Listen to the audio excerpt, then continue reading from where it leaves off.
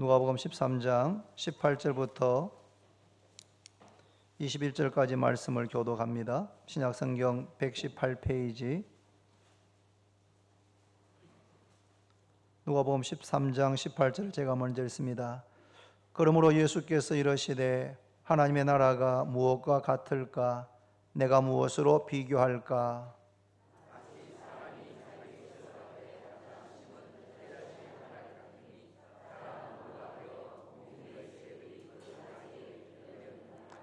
또 이르시되 내가 하나님의 나라를 무엇으로 비교할까? 마치 여자가 가루 서말 속에 갖다 넣어 전부 부풀게 한 누룩과 같으니라 하셨더라. 아멘. 이 시간은 베델 전도에 나와서 특송하시겠습니다. 우리 감사헌금 앞으로 가져와 주시겠습니까?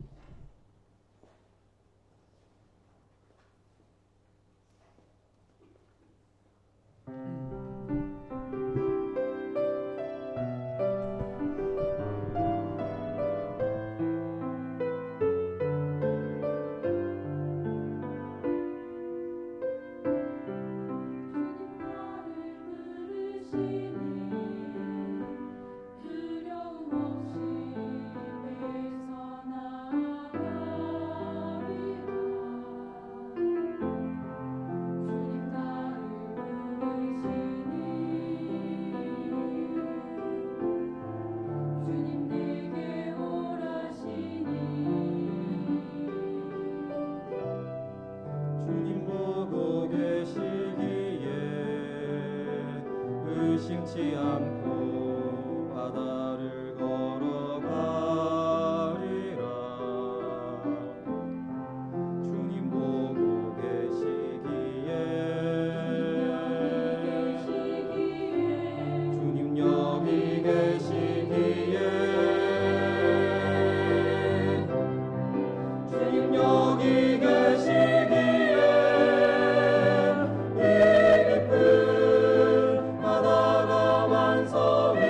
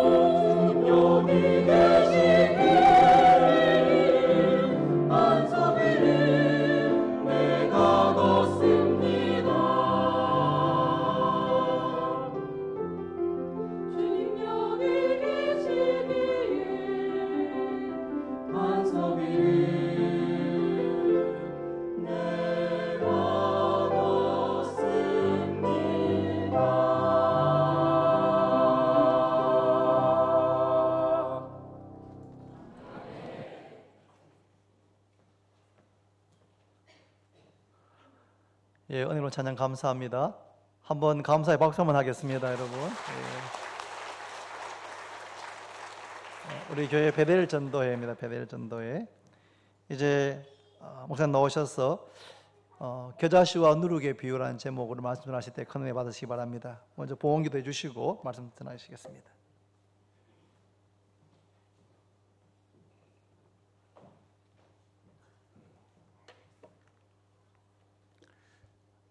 같이 한번 기도할까요? 예. 귀하신 주님, 우리를 사랑해 주시니 너무 감사합니다. 참 어디를 보아도 사랑스럽지 않고 사랑받을 만하지 못한데 하나님 자신이 사랑이셔서 우리 같이 허물 많은 자를 사랑해 주시니 너무 감사하고, 그 귀한 사랑 먼저 받은 우리도 주님처럼 희생하며 누군가를 참되게 사랑하기를 다짐하고 주의 귀한 존전에 다시 왔습니다. 우리의 여러 다짐과 여러 간구의 소원들을 주님의 예물에 담아 주님 앞에 내어드립니다. 우리의 결심 약하여 자주 넘어지는 줄 아시는 우리 주님, 우리에게 늘 꾸준히 넘어질지라도 또 일어나 그 길을 갈 수 있는 용기와 힘을 주시고, 주의 은혜의 귀한 바람이 우리 등 뒤에서 꾸준히 불어서 지치지 않고 이 믿음의 경주를 끝까지 잘 달려가도록 신실하게 하나님께서 동행하시고 축복해 주옵소서. 지난 50년 동안 주원교회를 축복하시고 동행해 오신 우리 하나님, 앞으로의 10년, 20년의 모든 여정에 하나님 홀로 영광 받으시고 은혜의 문을 여시고 은혜의 담비를 끊임없이 부어주셔서 많은 건강한 일꾼들이 배출되고 하나님께 영광이 돌아가고 참 이 시대를 감당해낼 많은 젊은이들이 길러지고 배출되는 복된 교회 되도록 역사하여 주옵소서. 감사하옵고 예수님 이름으로 기도드립니다. 아멘. 여러분, 우리가 하나님 나라 하면 여러분 마음에 어떤 생각이 듭니까? 하나님 나라 하면 우리는 그냥 자동적으로 우리 마음속에 굉장히 화려하고 굉장히 강력하고 굉장히 거대한 그 어떤 것을 하나님 나라 이렇게 생각하는 경향이 우리 사람들 속에 다 있지요, 그죠? 그래서 하나님 나라는 우리가 뭐라고 말할 수는 없지만 굉장히 강력하고 거대한 어떤 모습을 하고 있을 것이다, 이렇게 흔히 사람들은 생각하는 경향이 있지요. 그래서 유대인들은 하나님의 나라를 기다리면서 그들이 꿈꿨던 하나님의 나라는 그들을 지배하고 있던 로마 제국을 다 파멸시키고 그들이 그처럼 미워하고 싫어하던 헤롯 왕가를 다 내어 쫓고 다윗이나 모세 같은 하나님의 신실한 종들이 일어나서 정말 다시 한번 이스라엘의 영광을 떨쳐내는 그런 강력한 나라를 기대했어요. 여러분, 이런 나라에 대한 이스라엘 백성들의 기대는 세례 요한 같은 훌륭한 일꾼들도 넘어지게 만드는 제목이었어요. 여러분이 복음서에 보면 세례 요한이, 그 훌륭한 하나님의 사람이 여자가 낳은 자 중에 요한보다 더 큰 자가 없도다, 그죠?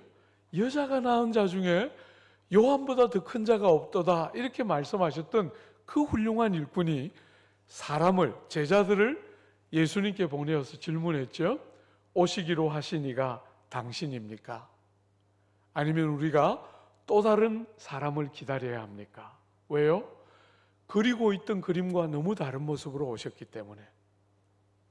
하나님 나라는 이럴 것이다 하는 기대를 가지고 있었는데 정작 하나님 나라가 딱 왔는데 너무 예상 밖의 모습으로 왔기 때문에 세례 요한 같은 인물도 흔들리고 넘어졌던 것을 우리는 성경을 통해서 보게 되죠.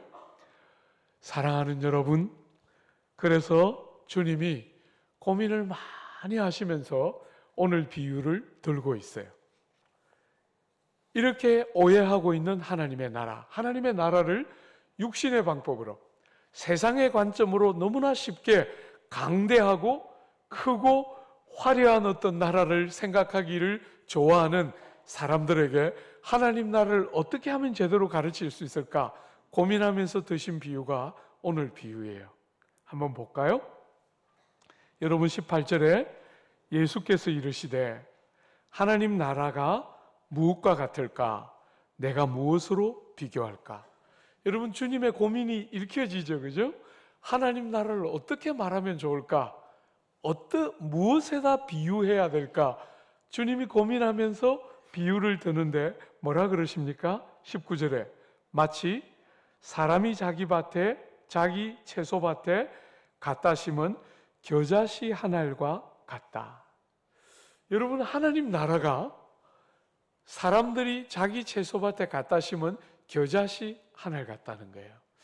여러분 겨자씨는 지름이 1mm가 채 안 되는, 예수님 당시에 제일 작은 것 하면 상징적으로 생각했던 게 겨자씨예요. 요즘은 과학이 많이 발전하면서 겨자씨보다도 더 작은 씨를 많이 사람들은 보았지만 이 시대는 제일 작은 거 하면 겨자씨예요.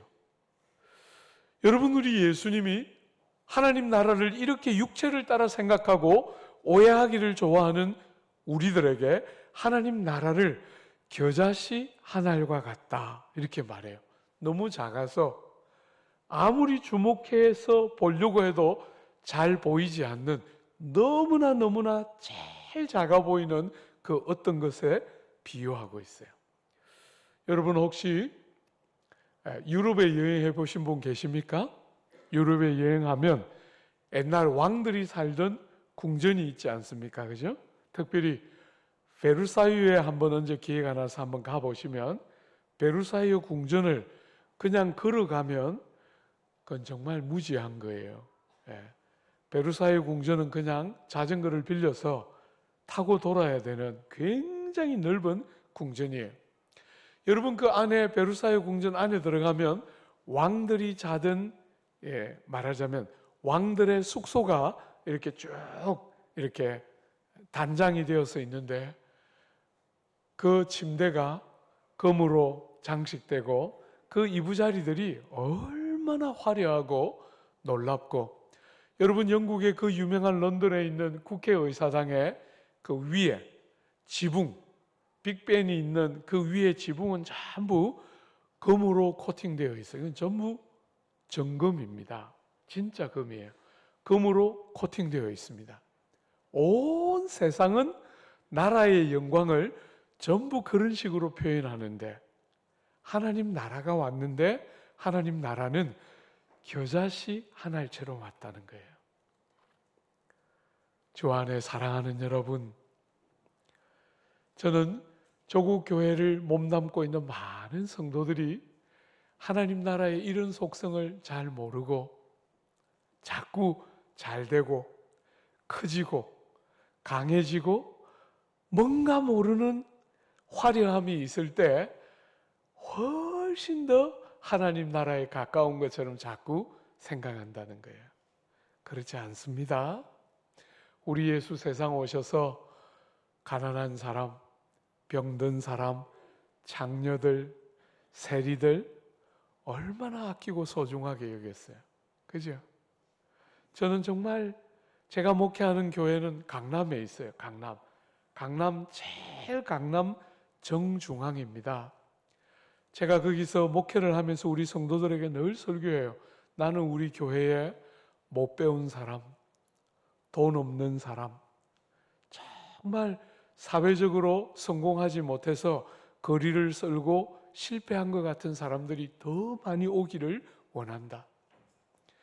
교회라는 것이 그냥 있는 사람들, 그냥 세상에 내놔도 버젓한 사람들이 모이는 곳이 아니라 교회는 하나님 나라의 속성 자체가 세상의 나라와 너무 달라서 하나님 나라는 눈에 볼 때 거의 보이지 않는 겨자씨 한 알처럼 와서 믿음의 눈이 열려진 사람이 아니면 안 보이는 나라예요.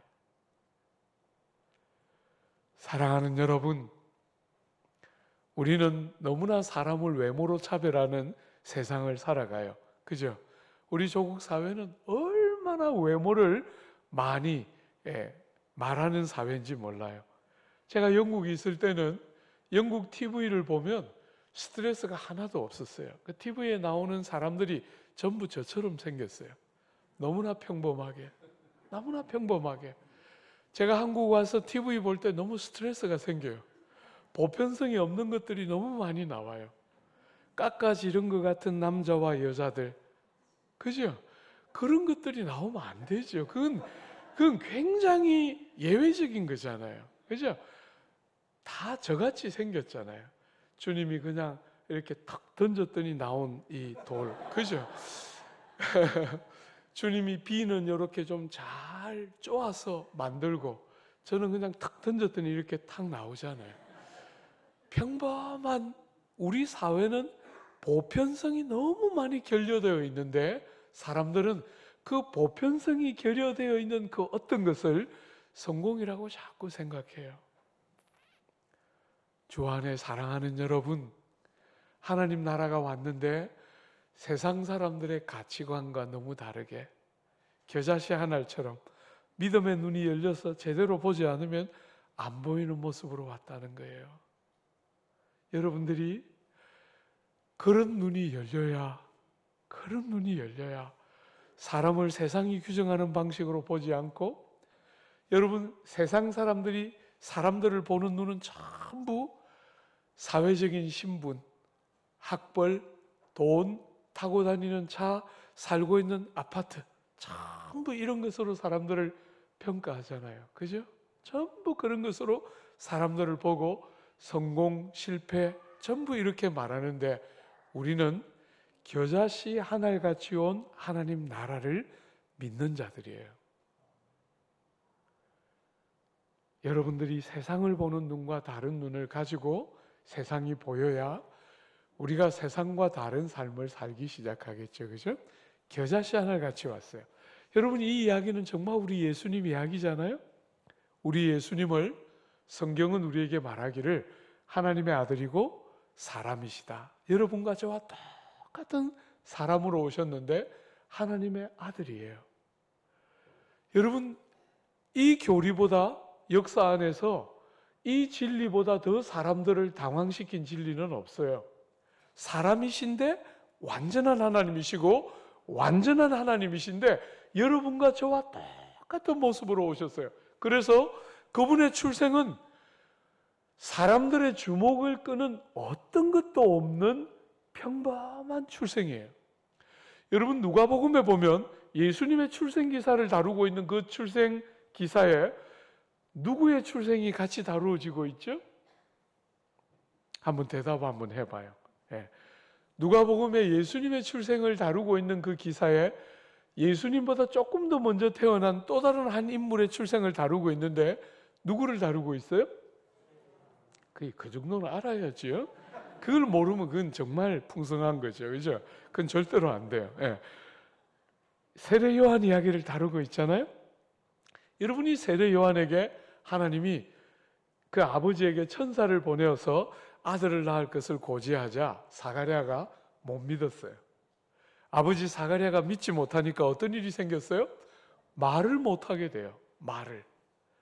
그래서 세례 요한이 태어날 때 이름을 뭐라고 지을까? 이렇게 물을 때 여러분, 이 유대인들이나 서구 사회는 주로 아버지의 이름을 아들이 있는 경우가 많아요.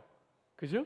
그런데 그 아내가 요한이라 하자 이렇게 말하자 집안 사람들이 다 반대했어요. 우리 집안에는 그런 이름이 없다 하고 요한의 아버지 사가랴에게 가서 아들의 이름을 뭐라 할까 하고 물으니까 흑판에다가 칠판에다가 요한 하고 써자 입이 풀려서 말을 하기 시작했죠. 그러자 온 동네 사람들이 이 아이가 도대체 어떤 아이인가 이렇게 탁 특별한 사건을 가지고 이 땅에 오고 있는 이 아이가 어떤 아이인가 하고 모든 동네 사람들이 그 아이의 탄생을 주목하고 보는 것이 요한의 출생 스토리예요. 그런데 우리 예수는 그런 스토리가 아무것도 없어요. 그죠? 여러분하고 저하고 똑같이 너무나 평범하게 말구유에 오셨어요. 여러분, 저는 불교를 잘 모르지만 들은 말에 근거해 보면 부처님이 세상에 오실 때 인도의 왕족 가운데 태어나셔서 오셔가지고 태어나자마자 열흘 걸음을 걸어가셨다는 거예요. 그래서 하늘을 쳐다보고 땅을 쳐다보시면서 천상천하 유아독존 하셨다는 거예요. 여러분, 그 정도는 돼야 될 거 아니에요. 그죠? 세상이 다 좋아하는 이야기는 그런 이야기인데 우리 예수 세상 올 때 그런 스토리가 아무것도 없어요. 그죠? 겨자씨 한 알처럼, 겨자씨 한 알처럼 사람들의 주목을 끌만한 어떤 것도 없는 너무나 평범한 모습으로 여러분과 저처럼 정말 장사미사 너무나 평범한 모습으로 이 땅에 오셨어요. 여러분, 구주가 이 땅에 오셔서 공생애를 시작하시는데 나사렛 사람 예수라 이렇게 말하자 나사렛에 있어서 무슨 선한 것이 나겠느냐. 그죠? 너무나 사람들이 기대하는 그 어떤 특별한 약속이 묻어있는 땅에 오신 것이 아니라 나사렛 땅에, 사람이 주목하지 않는 그 땅에 너무나 평범한 모양으로 오셔서 목수의 아들로 30년을 목수의 아들로 사셨어요. 그리고 3년 공생애를 하세요. 여러분, 공생애를 시작하시는데 주님의 가르침은 랍비들의 가르침과 너무 달랐어요. 권세가 있고 뭐라고 말할 수 없는 강력한 설득시키는 힘들이 있었기 때문에 대적하기 위해서 잡으러 갔던 사람들조차도 설득당하고 예수를 칭찬할 정도로 가르침에 특별한 다름이 있어서 간혹 사람들이 예수께 와서 말했어요. 나는 예수를 따르겠습니다. 그렇게 말하자 주님 뭐라 그러셨지요? 공중에 나는 새도 돌아갈 둥지가 있고 여우도 굴이 있는데 인자는 머리 둘 곳도 없다. 사랑하는 여러분, 제자들이 따르겠다고 하는데 그래, 너 사람 보는 눈이 있었구나 이렇게 좋아하신 게 아니고 따르겠다 하는데 네가 나를 따르겠다는 말의 의미가 뭔지 아니? 공중 나는 새도 둥지가 있고 여우도 돌아갈 굴이 있는데 인자는 머리 둘 곳도 없는 그런 삶을 사는 거야. 괜찮겠니? 생각해보고 정말 괜찮으면 따라. 주님 그를 돌려보내고 있는 거예요. 그죠? 뭔가 큰 일을 도모하는 사람들은 사람을 모으는 거잖아요. 형제들이 볼 때도 예수님은 뭔가 특별한 것이 있었는데 명절에 올라가지 않아요. 동생들조차도 뭔가 큰 일을 도모하면서 그렇게 자기를 드러내지 않으면 어떻게 합니까? 너무나 평범해서 겨자씨 하나를 같아서 형제들이 볼 때도 답답해서 명절에 예루살렘에 올라가셔서 자기를 드러내소서, 자기를 나타내소서 이렇게 말할 만큼 너무나 평범하고 두드러질 것이 없어요. 여러분, 예수님이 뽑은 12제자 한번 봐요. 12제자 중에 세상의 눈으로 볼 때 야, 과연 저런 제자를 뽑으셨구나 이런 제자 있어요?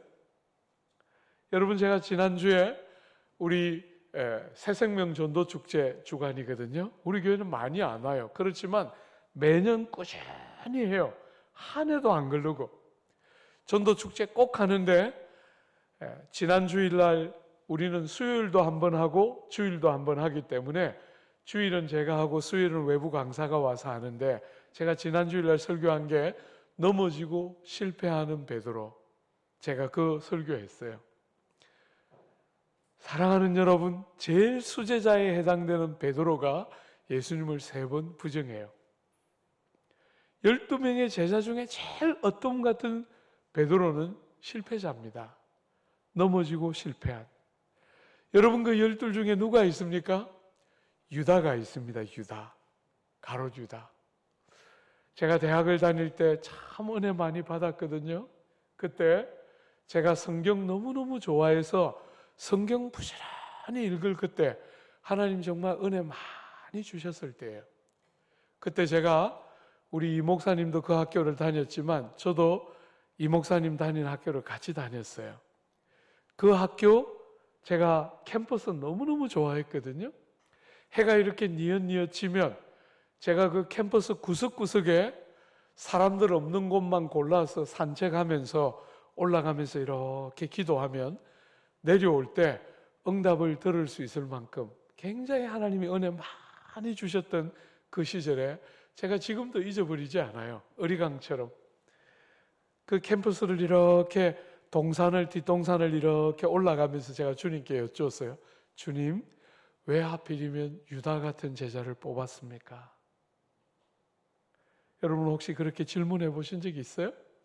제가 대학교 4학년 때 주님 앞에 질문 드렸어요. 주님, 하고 많은 제자들 중에 왜 하필 유다 같은 제자를 뽑아서 데리고 다녔습니까?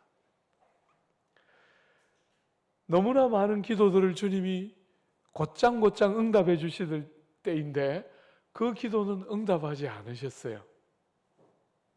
여러분 제가 그렇게 주님 앞에 유다 같은 제자 왜 뽑으셨어요? 이렇게 질문했을 때 제 속내는 뭐였겠어요?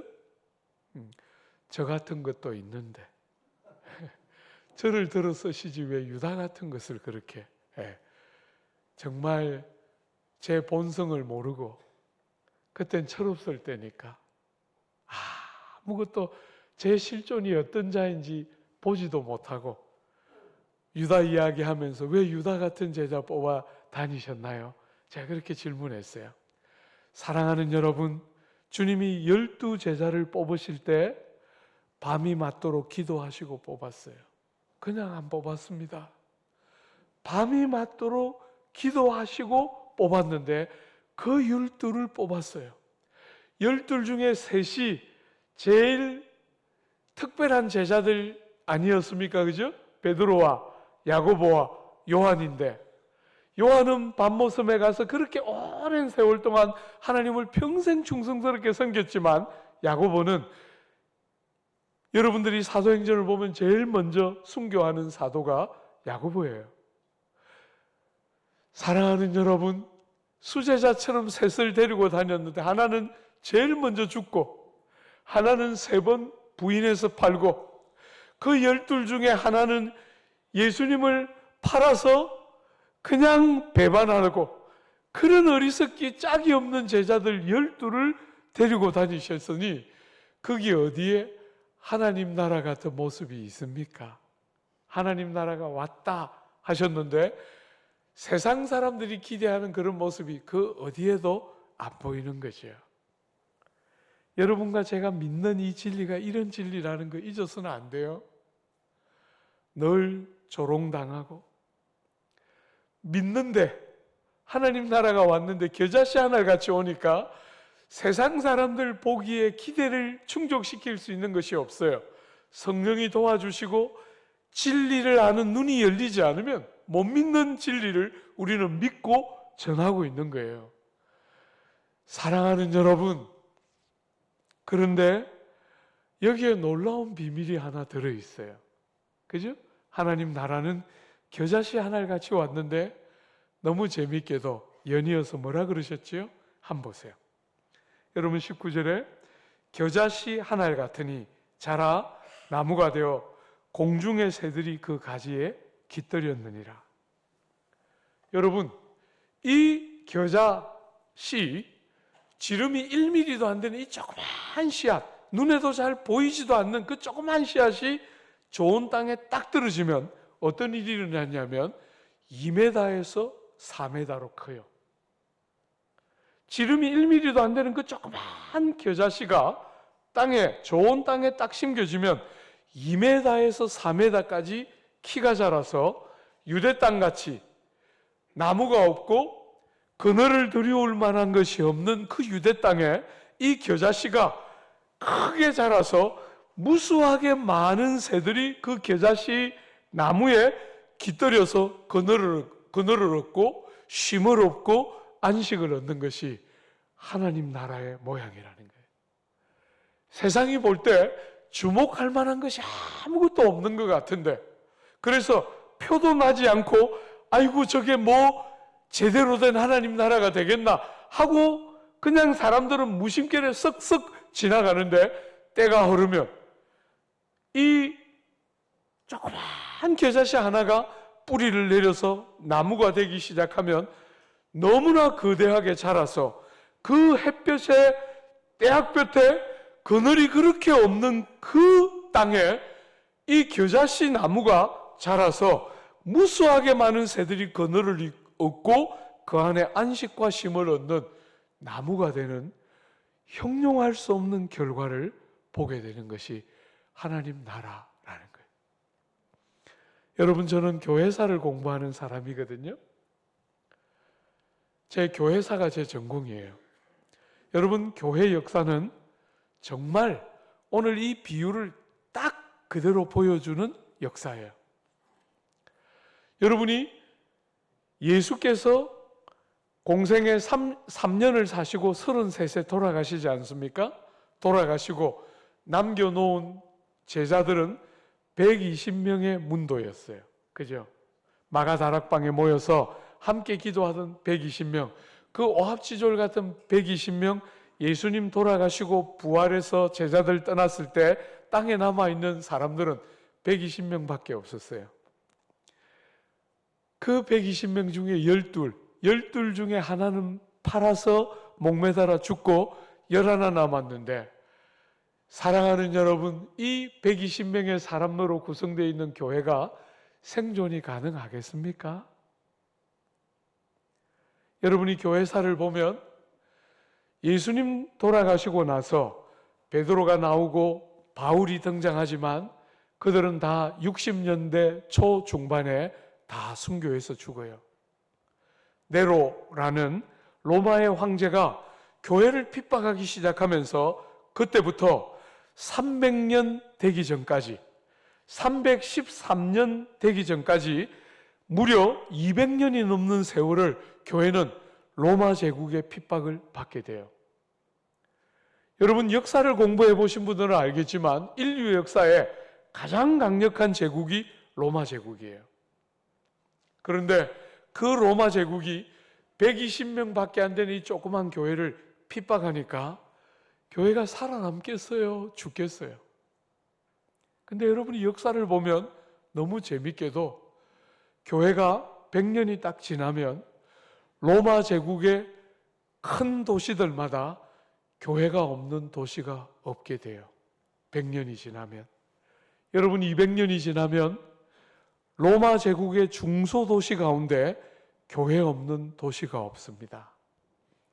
300년이 딱 되면 로마 제국 대부분의 지역에 교회가 다 생기기 시작하고 313년에 로마 제국이 공식적으로 교회를 핍박하기를 멈춰요.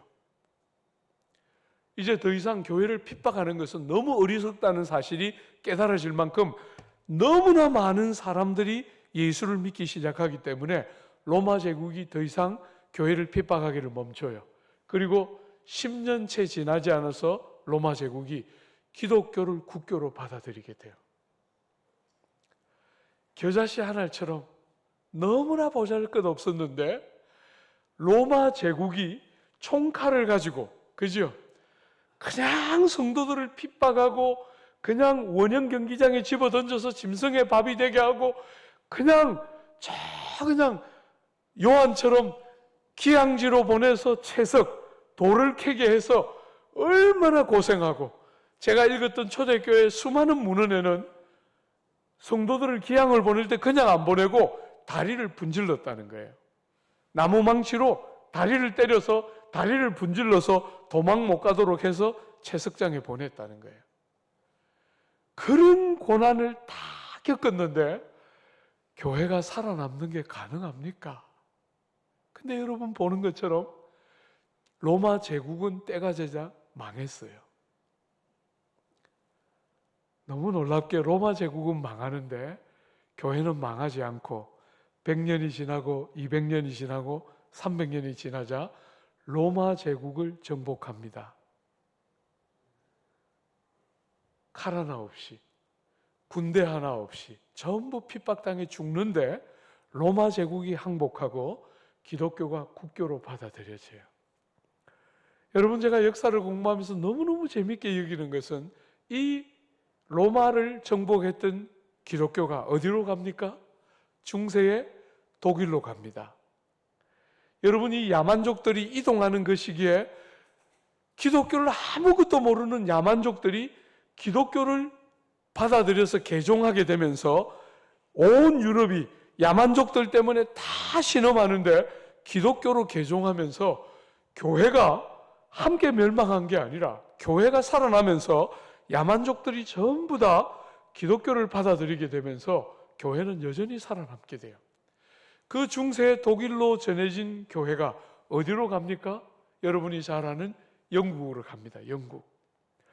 400년 동안이나 해가 지지 않는 나라. 여러분, 영국은 제가 딱 그 기간을 공부했는데 1400년 말부터 영국이 지중해 패권을 잡게 돼요.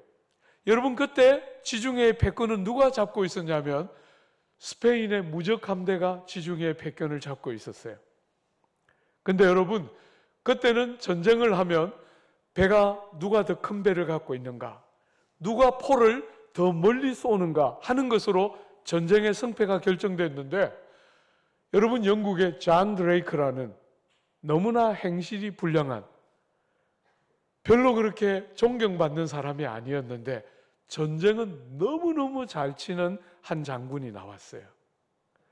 아무도 무적 함대와 싸워서 영국이 이길 거라고 믿은 사람이 아무도 없는데 희한하게 존 드레이크라는 인물이 딱 등장하면서 그 거대한, 이 스페인의 무적 함대라고 불리우는 그 거대한 함대를 아주 조그만 배들이 옆에 딱 붙어서 신속하게 이동하면서 옆에 딱 붙어서 그 무적 함대가 쏘아대는 함포를 무력화시키면서 무적 함대를 완전히 괴멸시키고 영국이 지중해의 패권을 잡게 돼요.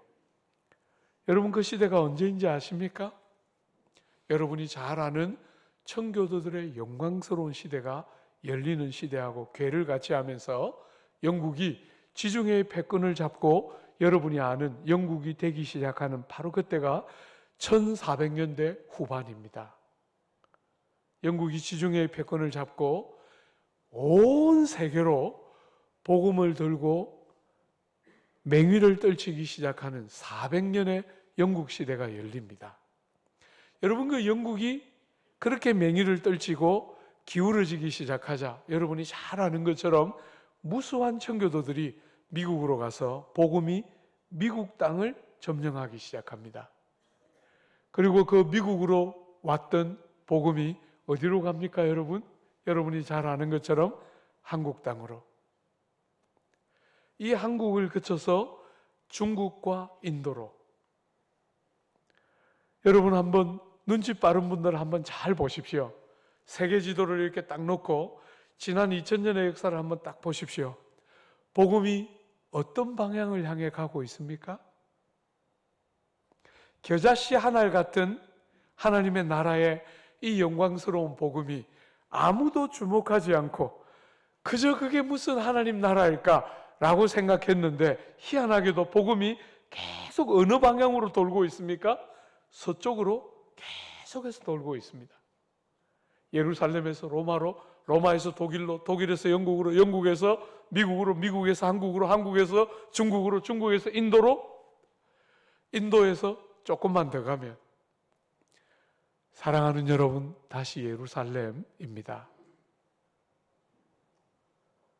세상은 교회가 이렇게 일어날 때 로마 제국만 핍박한 게 아닙니다. 여러분, 교회가 딱 일어나자마자 교회 안에 이단들이 나왔습니다. 이단들. 여러분, 혹시나 이건 좀 어려운 질문인데 여러분 한번 제가 테스트 한번 해보려고 그래요. 틀려도 돼요. 이거는 정말 어려운 질문이니까. 몰라도 여러분 풍성한 거 아닙니다. 용서해 드립니다. 사랑하는 여러분, 신약 성경이 기록되던 시절에도 이미 이단이 나왔어요. 그래서 요한의 서신 같은 서신은 그 이단을 겨냥해서 주로 쓰여진 요한 1서, 요한 2서, 요한 3서를 쓸 때 이단들이 벌써 나와서 교회를 얼마나 괴롭히고 어지럽혔는지 몰라요. 그 이단이 뭡니까, 여러분?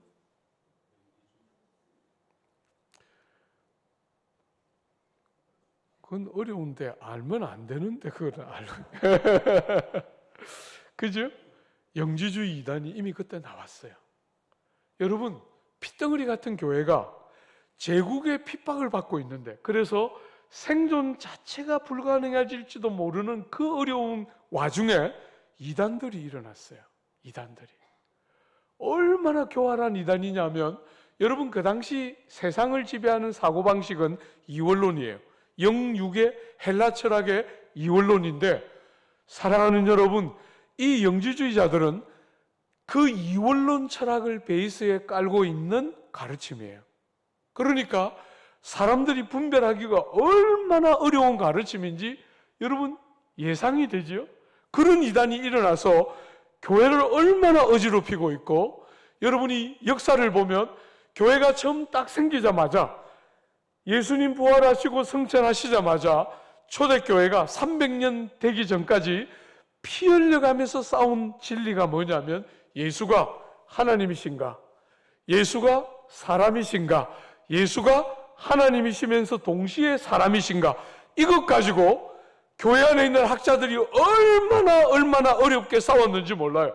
바깥에는 로마 제국이 핍박하고 안에는 이단들이 일어나고, 거기다가 복음적인 사람들은 예수가 어떤 분인가를 가지고 논쟁하고 신학적으로 다투는 그 와중에 교회가 망할 것 같은 그 시대에 너무 놀랍게 교회는 망하지 않고 여러분 보는 것처럼 조국 땅까지 왔어요. 사랑하는 여러분, 왜 이 마지막 날 여러분하고 이 이야기 하고 싶어 하는지 아세요? 제가 오늘 이렇게 어쩌다가 한 번씩 조국교회 다니면서 집회를 해보면 조국교회 구석구석에 사람들의 영혼 속에 깊은 냉소, 좌절, 패배주의 이런 것들이 쫙 깔려 있는 거 제가 보게 돼요. 사람들이 내놓고 말은 잘 안 하지만 그 영혼 속에 패배주의와 냉소가 쫙 흐르는 것을 보게 돼요. 누가 은혜 받아서 믿음으로 한번 살아보려면 함께 같이 막 혼자 절대로 사라지지 않는 삶이니까 같이 격려하면서 막 살아도 모자랄 텐데, 사람들 속에 냉소와 패배주의가 쫙 깔려 있어서 나도 옛날 그렇게 다 했지. 그냥 콧방귀 조금 있다가 니도 나처럼 기운이 다 빠지는 순간이 올 거야. 너무나 많은 사람들 속에 깊은 냉소와 좌절이 흐르고 있는 거 제가 보게 돼요. 부탁합니다. 주 안에 사랑하는 여러분, 여러분과 제가 냉소하고 좌절하고 패배주의에 빠지면 우리는 직무를 유기하는 거예요. 세상이 다 무너져도 교회와 성도는 절대로 그렇게 하면 안 돼요. 우리가 첫날부터 보았지만 은혜가 있기 때문에 우리는 어디로 보아도 부끄러울 것밖에 없는 우리들이지만, 우리 나라를 보거나 우리 자신을 볼 때 너무나 부끄럽고 죄송한 게 많은 것이 우리들이지만, 우리의 어떠함에 근거하지 않으시고 예수 때문에 아버지가 은혜를 부어주시는 너무나 특별한 때가 지금인 줄 알고 낙심하거나 냉소하면 여러분이 조국 사회는 어디에도 소망이 없어요.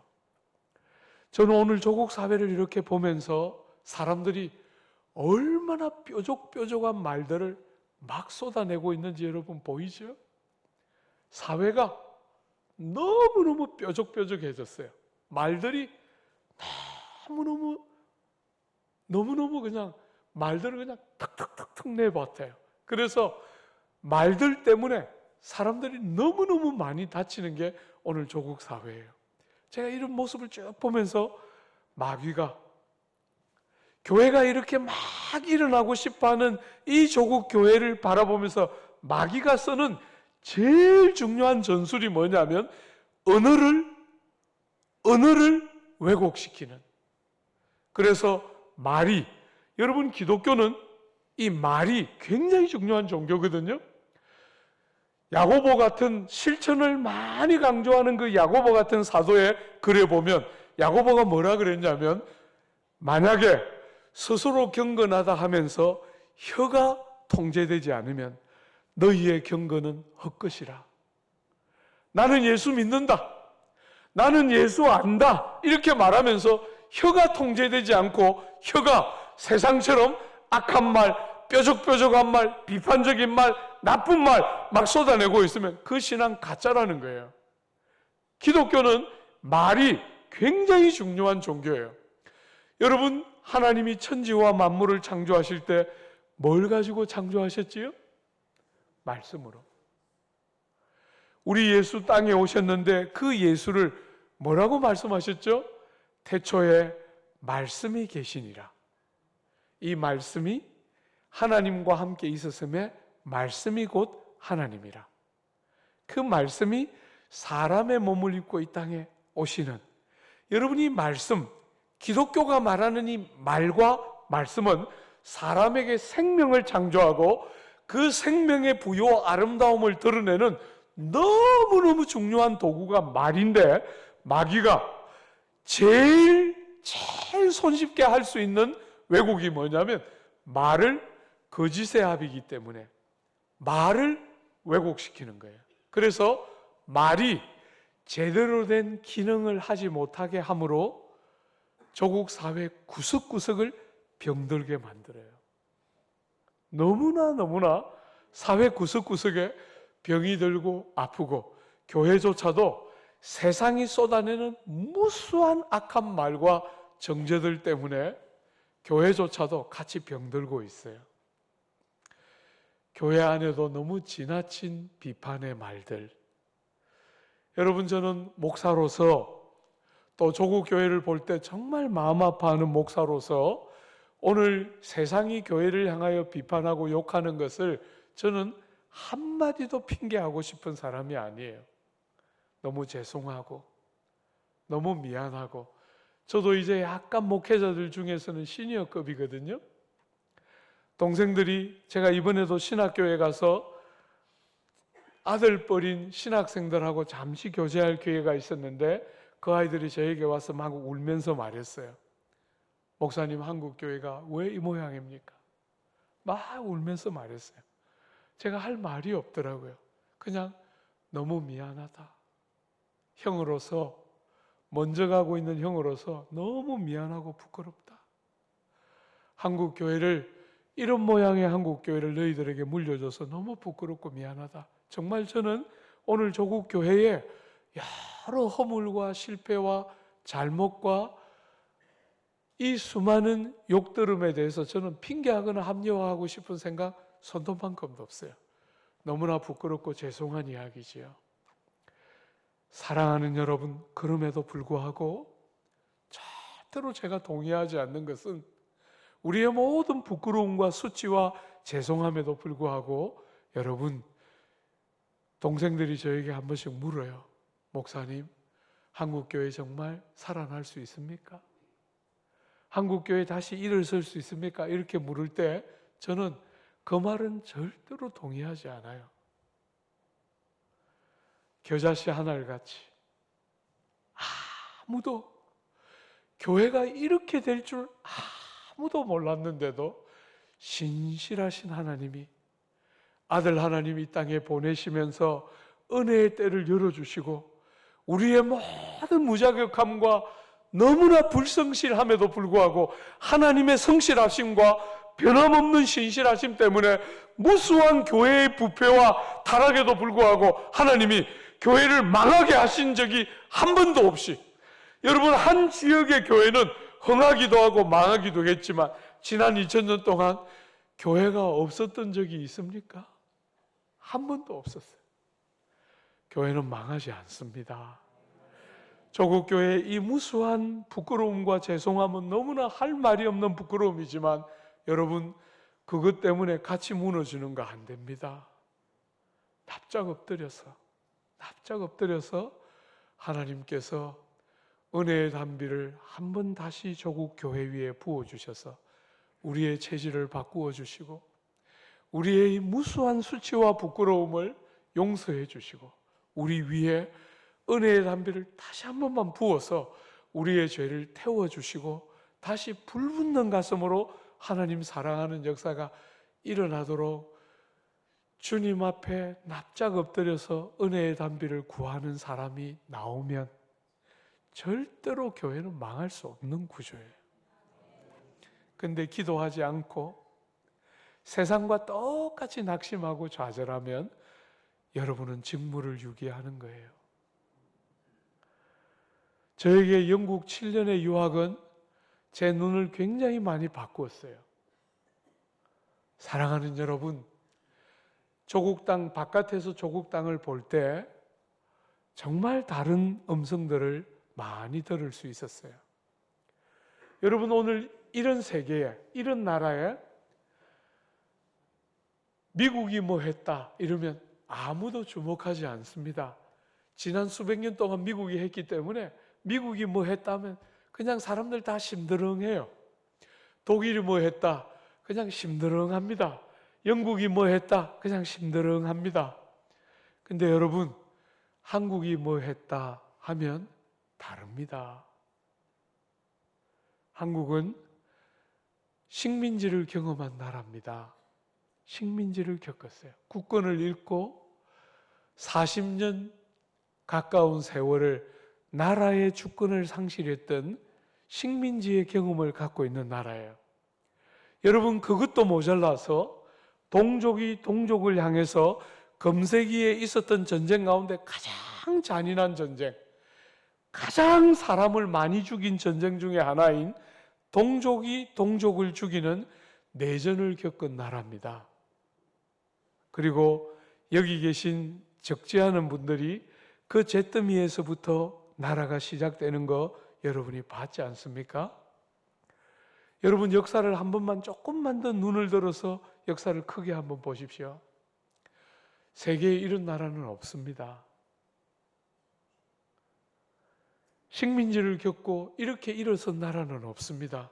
거기다가 내전을 겪었는데 이렇게 일어선 나라는 없습니다. 사랑하는 여러분, 제가 한 번씩 외국에 나갈 기회가 있거든요. 1년에 한 4대 차례 이렇게 외국 나가서 제가 다녀보면 오늘 한국보다 더 잘 사는 나라는 아무 데도 없어요. 한국이 제일 잘 사는 특별한 시기입니다. 교회를 바라보고 성도를 바라보면서 우리가 반성하고 회개하고 돌이켜야 할 것 틀림없이 돌이켜야 하지만, 사랑하는 여러분, 세상처럼 뾰족뾰족한 말하고 비판이나 하고 나쁜 말이나 내어뱉는 거 절대로 안 됩니다. 교회는 주님이 핏값으로 사신 너무너무 소중한 주님의 몸이고, 여러분이 보는 것처럼 겨자씨 한 알처럼 너무나 보잘것없었지만 어떤 시절에도 교회가 강력한 세상이 기대하는 모양을 가지고 세상을 제대로 섬긴 적이 없고, 겨자씨 한 알 같았지만 세상을 뒤집어내는 그 형용할 수 없는 하나님의 권능을 가지고 세상을 섬겨왔던 게 교회예요. 우리가 충분히 반성하고 우리의 악함을 충분히 돌이켜야 하지만 좌절하고 냉소하는 거 안 됩니다. 교회를 아무렇게나 말하는 거 절대로 안 됩니다. 사랑하는 여러분, 교회는 세상에 하나밖에 없는 소망이에요. 아무것도 저는 대안이라고 믿는 사람이 아니에요. 죄송하지만 제가 정치 외교학 공부했다 그랬죠?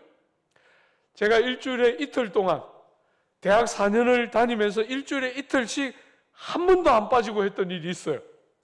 청와대 앞을 지나다니면서 제가 기도했어요. 하나님, 저 집에 들어가서 살게 해주세요. 문지기 말고 주인 되기 원합니다. 제가 늘 기도했어요. 어떤 날은 그렇게 기도하고 있으니까 하나님이 제 마음을 많이 위로해 주셔서 마치 집에 들어가 사는 것 같은 확신도 갖고 정치에 대한 꿈을 야무지게 지면서 살았어요. 동생들은 그렇게 안 불렀지만 형들은 늘 저를, 내수동교회 형들은 늘 저를 화통하고 불렀어요. 화통.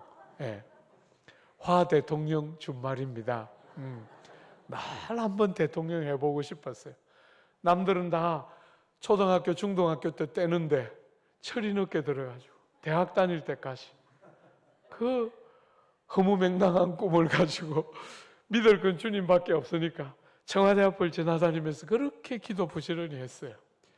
사랑하는 여러분, 정치를 잘 모르는 완전한 문외한은 아니지만 제가 뭘 정치를 안다 할 수 있겠습니까? 많은. 저는 어디에도 이 사회에 소망이 있을 수 있다고 믿지 않아요. 정치에 기대하지 않고 도덕에 기대하지 않고 교육에 기대하지 않습니다. 저는 복음과 교회 외에는 이 땅에 바른 소망은 어디에도 없다. 여러분 하나가 믿음에 딱 서서 세상이 말하는 방식이 아니라 성경이 말하는 방식으로 여러분을 보고 교회를 보기 시작할 때 우리 교회는 세상을 지금까지처럼 세상이 생각하지 못하는 다른 방식으로 가장 완벽하게 세상을 섬기고 바꾸어내는 권능을 회복하는 영광을 보게 될 거예요. 좌절하고 냉소에 빠지고 세상처럼 나쁜 말 교회를 향해 쏟아내는 거 안 됩니다. 절대로 안 됩니다. 목사이기 때문만이 아니라 성경을 깨달아가면 깨달아갈수록 주님의 마음이 얼마나 교회에 있는지가 보여요. 주님의 마음이 얼마나 교회에 있는지 보이는데 그 교회를 누가 아무렇게나 욕하고 누가 아무렇게나 교회를 변론하고 누가 아무렇게나 교회를 소중하게 여기지 않고 그렇게 아무렇게나 말할 수 있습니까? 너무너무 고통스럽고 아파요. 그러면 안 돼요. 겨자씨 하나를 같지만 무수한 새들이 그 그늘에 안식을 얻고 쉼을 얻고 하나님의 교회는 이 세상의 유일한 소망이며 이 땅의 힘이에요. 주 안에 사랑하는 여러분, 회개도 하고 반성도 하지만 세상처럼 소망 없는 자처럼 비난하면 절대로 안 돼요. 오늘 조국교회가 이렇게 뾰족뾰족해지고 이렇게 비판적이고 이렇게 냉소하고 이렇게 좌절하는 이유는 성도들 자신이 너무 더디 바뀌는 자기를 보고 있기 때문일 거예요. 그죠? 여러분 성도들이 너무나 더디 바뀌어요. 저도 목회를 하면서 지난 34년 이 길을 달려오면서 하나님 앞에 자주 기도했어요. 하나님, 나는 보니까 비둘기호로 바꿔주셨어요. 너무 더디 바뀌고 은혜를 좀 받은 것 같았는데 보면 또 바보같이 넘어지고 또 실패하는 저를 보면서 너무너무 좌절하고 네가 목사니까 한국교회가 이 모양이다 이런 생각을 무수하게 하면서 고통하면서 이 목회의 길을 30년 달려왔어요. 하나님 앞에 무수하게 자주 기도했어요. 하나님, 나는 모태신앙도 아니고 나는 성경을 어릴 때부터 안 사람도 아니고 나는 목회할 수가 없는 자격 없는 사람이니까 잘못 보셨으니까 제발 좀 나를 내버려 두시고 다른 사람 좀 뽑아서 쓰세요. 수도 없이 기도했는데 그래도 네가 했으면 좋겠다 하는 집요한 그분의 말씀 때문에 30년 이 길 정말 많이 울면서 왔어요. 하나님 앞에 한 번씩 제가 기도해요. 하나님, 저는 이 모양인데 우리 성도들은 절대로 안 됩니다. 우리 성도들은 KTX로 바꿔줘요. 나는 비둘기호로 이렇게 천천히 바꿔주셨지만 우리 성도들은 저는 못 기다리겠어요. 좀 바꿔주세요. 얼마나 울면서 기도 많이 했는지 몰라요. 이젠 그렇게 기도 안 해요. 안 들어주시더라고. 그리고 왜 이렇게 더디 바꿔주시는지 제가 이제는 알겠어요. 사랑하는 여러분, 오늘 조국 교회를 이렇게 휩쓸고 있는 냉소주의와 패배주의와 좌절과 분노와 낙심의 큰 원인 중에 하나는 자기 자신이 들이받기는, 내가 예수 믿는다고 말하지만 누군가가 실패하고 누군가가 넘어질 때 그렇게 비난하고 싫어하는 이유는 나는 좀 못 살아도 그 사람은 좀 살아주기를 원하는데 너무나 들이받기는 자기 때문에 골병 들고 있는데 그 사람마저 넘어지니까 조국 교회가 더 비판적이고 더 냉소적으로 바뀌어가고 있어요. 오늘 사랑하는 여러분, 하나님 나라의 두 번째 비유를 한번 보세요. 여러분 20절에 또 이르시되 내가 하나님의 나라를 무엇으로 비교할까? 마치 여자가 가루 서말 속에 갖다 넣어 전부 부풀게 한 누룩과 같으니라. 여러분 이 비유와 앞의 비유는 거의 같은데 강조가 약간 달라요. 여러분 앞의 비유는 하나님 나라의 외적인 팽창을 보여주는 거예요. 하나님 나라가 외적으로 어떻게 바뀌어가는가, 어떻게 커져가는가 하는 것을 보여주는 거라면, 이 누룩의 비유는 하나님 나라가 얼마나 권능과 권세를 가지고 사람을 바꾸어내고 영향을 미치는지를 보여주는 비유가 누룩의 비유예요. 여러분 가루 서말은 장정 100명 이상이 먹을 수 있는 빵이에요. 여러분 이 빵이 여러분이 말하는 밥인 거 아시죠? 그죠? 장정이 100명이 넘는 장정이 먹을 수 있는 많은 분량이 가루 서말의 가루예요. 이 서말의 가루를 맛있는 빵을 만들려면 여러분 누룩을 넣어야 합니다. 그죠? 누룩 안 넣고 그냥 가루만 가지고 빵을 만들면 금방 딱딱해져서 맛이 없게 돼요. 그런데 누룩이 딱 들어가서 이 빵을 부풀려 놓기 시작하면 아주 찰기가 있으면서도 물기를 촉촉히 먹으면 정말 맛난 빵이 만들어지죠. 그죠? 사랑하는 여러분, 그 가루 서말을 다 부풀리기 위해서 누룩을 얼마만큼 넣으면 되지요? 누룩은 조금만 들어가면 돼요. 그 엄청난 분량의 가루 서말에 누룩은 조금만 들어가면 시간이 지나면 가루 전체를 부풀려서 맛난 빵을 만들어내도록 전체를 부풀려 바꿔놔요. 사랑하는 여러분, 주님의 나라의 이 귀한 복음은 여러분들이 다 경험하고 있는 것처럼 더디 바뀌는 것 같지 않습니까? 그죠? 우린 참 잘 안 바뀌는 것 같아요.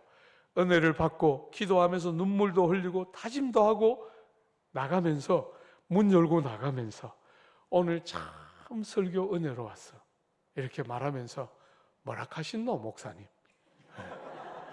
다이 잡고 그죠? 오늘 설교 진짜 은혜로 왔어. 말은 그렇게 했는데 근데 뭐라 하셨지? 예.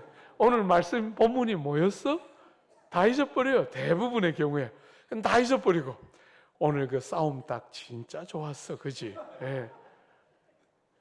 그 진짜 30년 결혼 생활에 이 체중이 싹 내려갔어. 예.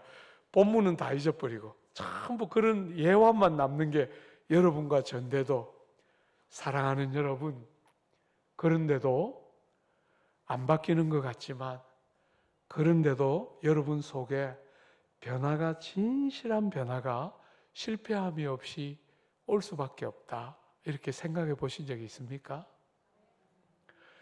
여러분 제가 섬기던 그 제자들 교회, 지금 남서울교회 말고 이전에 섬기던 그 교회에 별난 성도들이 간혹 있었는데, 여러분 우리는 예배당이 없는 교회였어요. 그래서 학교를 빌려서 예배를 드리고 있었는데, 학교를 빌리기 전에 조그마한 상가에 우리가 약 한 500명 넘는 사람들이, 그냥 작년만 한 500년 남짓 되는 사람들이 옹기종기 모여서 조그마한 상가에 예배를, 그냥 정말 여름에 찜통 같은 예배당에서 예배를 드렸는데, 그 예배당에 보면 기둥이 이렇게 몇 개 박혀 있었는데 예배 딱 오자마자 기둥 뒤에 딱 앉아서 나왔다 들어갔다 하는 성도가 있었어요.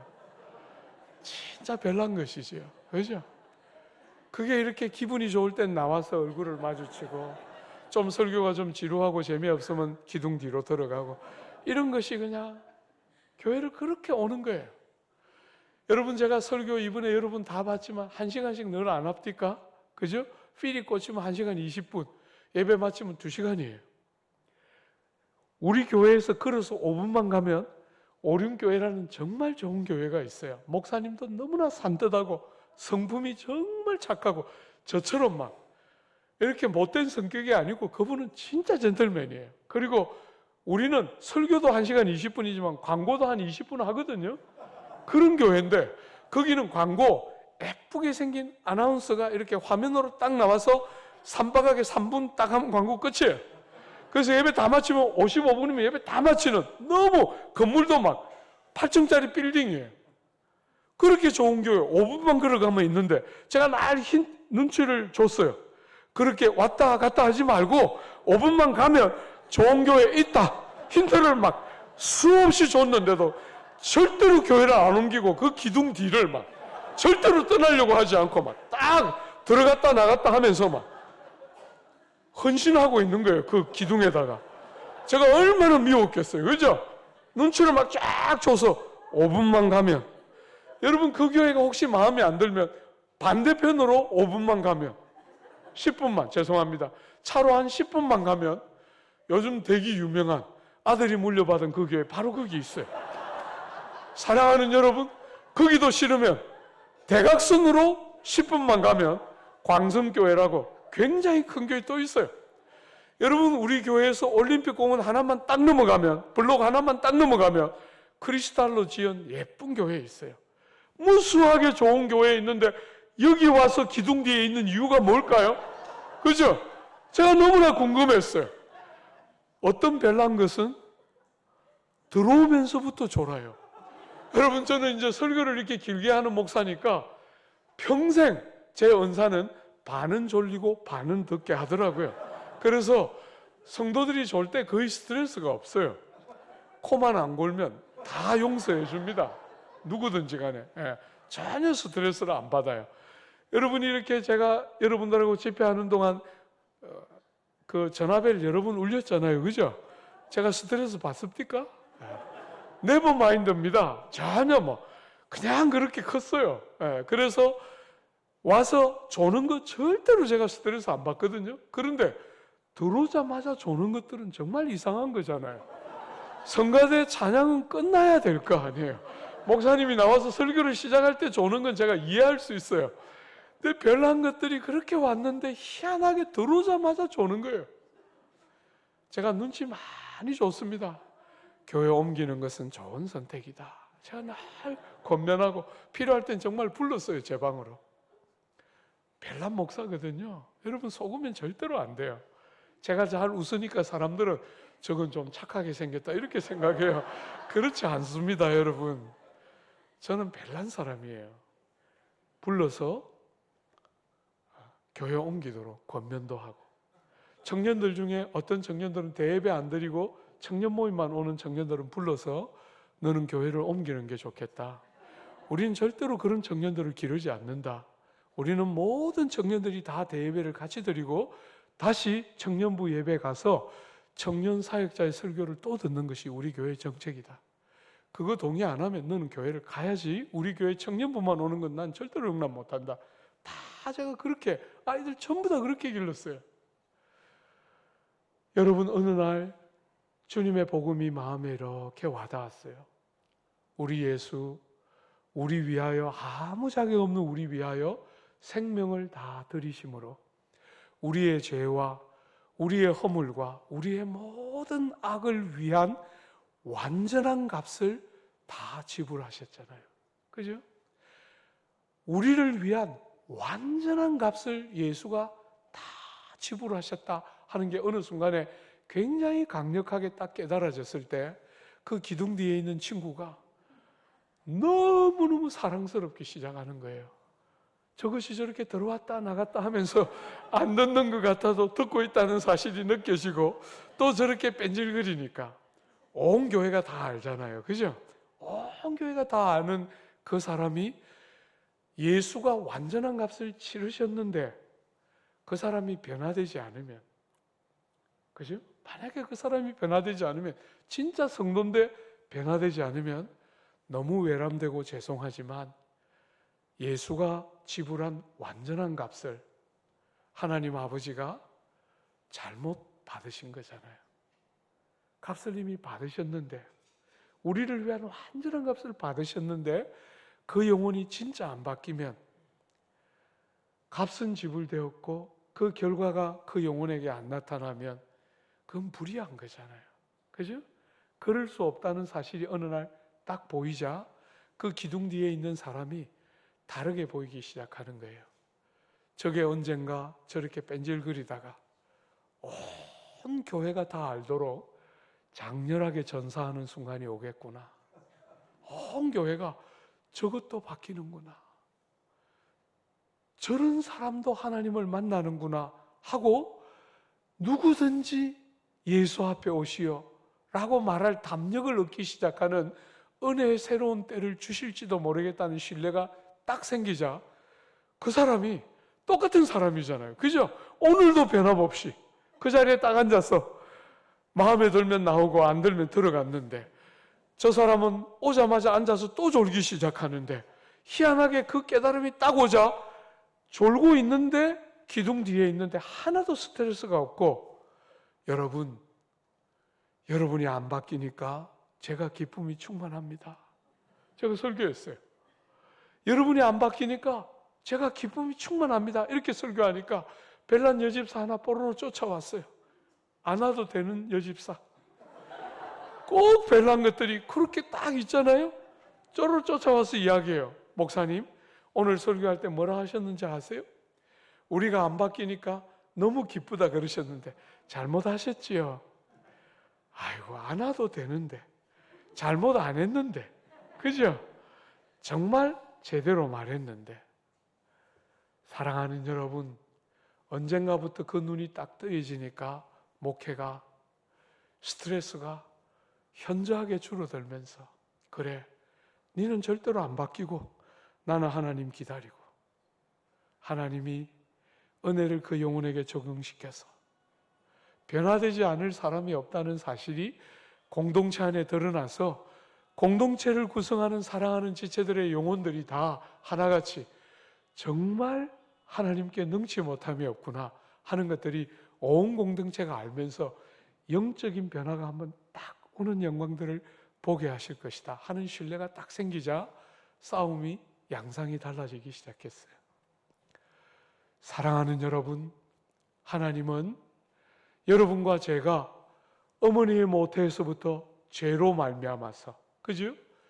죄가 여러분과 저를 사망 안에서 왕노릇하면서 우리가 죄와 세상과 사망과 여러분 자아와 욕망과 그런 것들의 평생을 종살이한 종으로 평생을 그렇게 살았던 것을 아시기 때문에 예수 믿는 여러분과 저를 목줄을 딱 잡고 변화될래?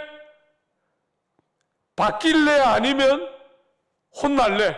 이렇게 말하면 일감도 아닌 여러분과 저를 절대로 그렇게 공갈하거나 협박하거나 강제하거나 억지로 뭔가를 마지못해서 종의 심령으로 뭔가를 억지로 받아들이는, 불이익을 두려워하면서 싫은데 억지로 신용을 하는 그런 종의 삶을 다시 살도록 원치 않으시고, 자녀의 존엄과 아름다움을 그대로 가진 상태로 생명의 말씀을 깨달아서 깨달은 마음을 담아서 여러분의 입술로 하나님, 나는 이렇게 살고 싶어요.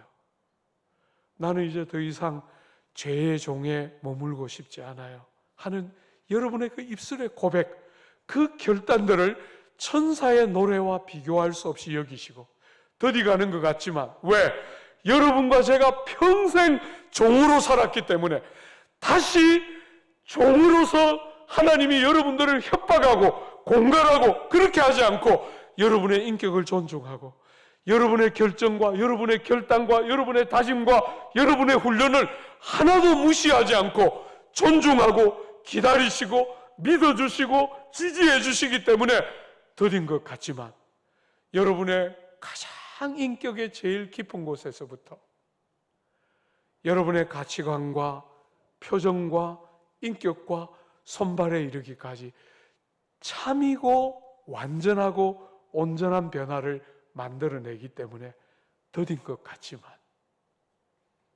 여러분과 저의 삶에 점도 없고 흠도 없는 완전한 구원의 아름다움, 예수의 완전한 갑지불에 근거한 아버지 하나님의 그 사랑이 만들어내는 점도 흠도 없는 완전한 자리에까지 우리를 빚어내시고 마시는 하나님의 열심이 절대로 실패할 수 없다는 사실을 알고 믿음으로 여러분을 넘어뜨리는 여러분 자신에게 지지 않고 여러분 자신이 여러분 스스로에게 낙심하는 그 순간조차도 믿음으로 눈을 나 자신에게서부터 떼서 믿음의 주이신 주님을 붙들고 주님의 하신 일을 의지하고 그 공로를 붙들고 절대로 좌절하거나 낙심하지 않고 하나님 믿음 앞에 딱 서서 주를 신뢰하고 나는 신실하지 못할지라도 우리 구주 일양 미쁘시고 변함없으신 구주 때문에 마침내 온전한 변화가 내 삶 전체에 주어질 것을 신뢰하고 이렇게 거친 말들을 쏟아내고 이렇게 낙심하고 절망하고 너무나 쉽게 쓰러지고 있는 오늘 같은 때 절대로 넘어지지 않고 하나님을 빗대어서 신뢰하고 기다릴 줄 아는 믿음의 사람 나와야 싸움 같은 싸움 할 거 아니에요. 믿음의 선한 싸움 할 거 아닙니까? 여러분 제가 조국교회 저를 아는 사람들은 저를 청년사역자라고 생각해요. 이제 나이가 이렇게 돼서 더 이상 청년이 불러도 저는 집회를 안 가요. 안 간 지 벌써 10년이 넘었는데도 많은 사람들이 저를 청년사역자처럼 생각해요. 한 번씩 사랑하는 동생들이 저에게 물어요. 목회를 하는 동생들이 목사님 지금 이 젊은 세대들 어떻게 생각하십니까? 우리를 뒤잇게 되는 이 다음 세대들이 정말 소망이 있다고 보십니까? 우리 동생들이 저에게 한 번씩 물어요.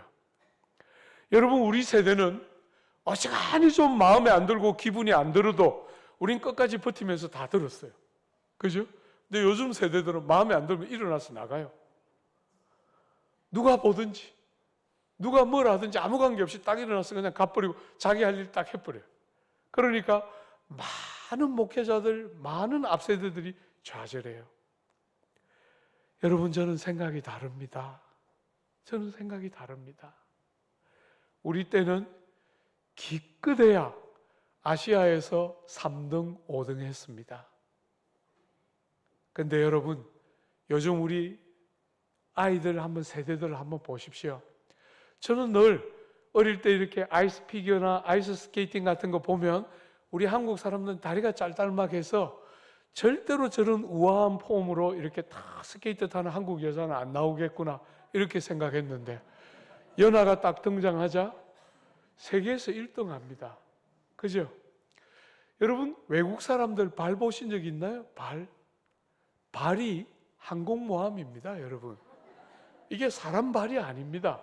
그런 발로 이렇게 수영을 저으니까 이게 한국 사람들 이 발을 가지고 아무리 저어도 안 되는데 태환이가 딱 나오니까 그 항공모함 같은 발하고 같이 경쟁해서 금메달 따더라고요. 여러분 우리 지금 아들과 딸들의 세대는 우리가 중요하게 생각하는 어떤 부분을 혹 결여하고 있을지 모르지만 이 아들과 딸들은 뭐 하면 세계에서 1등하는 아들, 딸들이에요. 여러분 올해 BTS가 유엔에서 연설했지 않습니까? 제가 기쁨과 슬픔이 교차했어요. 왜 슬프냐 하면 그 연설 내용이 너무 얄팍해서 그 아이들이 그 정도밖에 연설을 못하는 우리 한국 사회의 이 야트막한 너무나 표피적이고 피상적인 수준을 드러내주는 것 같아서 너무 슬펐고 너무 감격적이었던 것은 이런 날이 왔다는 것이 너무너무 감격적이었어요. 사랑하는 여러분, 저는 목사로서 다음 세대들을 바라볼 때마다 소망이 딱 하나예요. 이 아이들을 어떻게 하면 태환이나 연하나 BTS처럼 예수 믿는 것에 꽂히도록 만들까?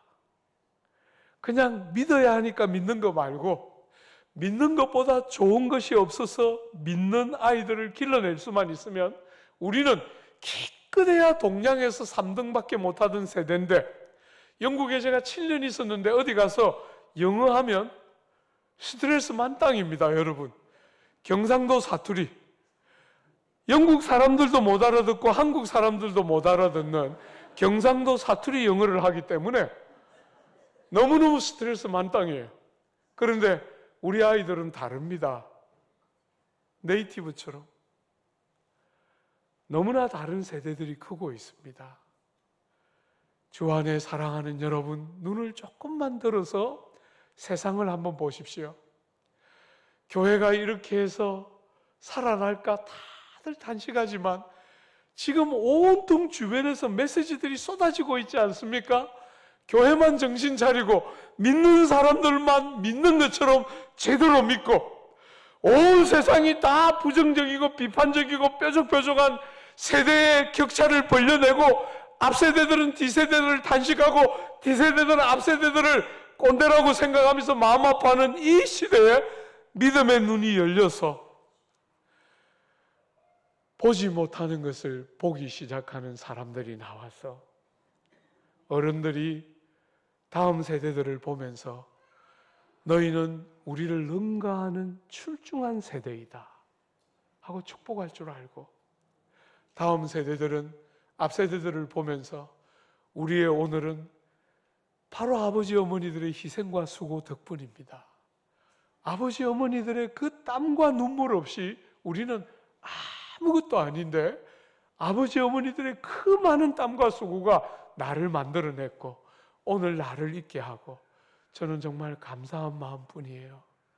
이렇게 다르게 말할 수 있는 눈이 열려야 시대를 뒤집어내면서 세상이 생각하는 논리와 이론이 아닌 겨자씨 하나를 갖고 누룩처럼 아무 일도 일어나지 않는 것 같지만 섬에 들어서 여러분의 본성 자체를, 내면 자체를 바꾸어내고, 아무것도 못하는 것 같지만 제국이 무너지고 공산주의가 무너지고 이데올로기가 무너지고 과학이 무너지는 시대에 교회는 망하지 않고 수많은 사람을 섬겨왔던 이 진리를 딱 붙들고 절대로 이휘일비하지 않고 절대로 세상처럼 세상을 보지 않고 믿음의 눈으로, 다른 눈으로 세상을 보면서 형님들은 동생들과 아우들을 축복할 줄 알고 아우들은 형님들에게 마음을 담아서 감사할 줄 알고, 저는 늘 그게 꿈이에요. 꿈이에요. 형님들이 무수하게 많은 우리 남서울교회에 수많은 젊은 세대들이 와서 형님들을 우르르 보고 형님들의 기도 속에서 사랑하는 동생들이 자라고 그 동생들이 형들의 희생과 수많은 사랑을 먹고 자라면서 정말 아무 거침이 없이 세상이 절대로 길들이지 못하는, 세상에 길들여지지 않는, 공갈과 협박 앞에 절대로 길들여지지 않는 야수처럼, 맹수들처럼 자라서 시대를 능가하는 하나님의 사람들이 길러지는 그런 교회의 아름다움들이 눈에 좀 보였으면, 믿음의 눈으로 보고 함께 꿈을 꾸고, 이렇게 다 부정적인 말밖에 할 수 없을 때 우리가 말은 내놓고 혹 못할지 모르지만 눈으로, 그죠? 우린 다릅니다. 우린 다른 것을 보고 기대하고 있습니다. 구주가 하신 그 영광을 우리가 알고 그 영광이 마침내 우리에게 열매를 주시기까지 쉬지 않으실 주님 때문에 우린 절대로 뒷걸음질 할 수 없습니다. 사랑하는 여러분, 같이, 저도 여러분도 같이 이 교회를, 여러분의 귀한 교회를, 이 조국교회를 살려서 열방과 민족을 섬기는 조국교회가 되고 조국 땅이 되는 복된 날 우리에게 속히 주시도록 기도하고 함께 수고하는 복된 은혜 여러분 모두에게 있게 되기를 바라고 축복합니다. 우리 같이 한번 기도할까요?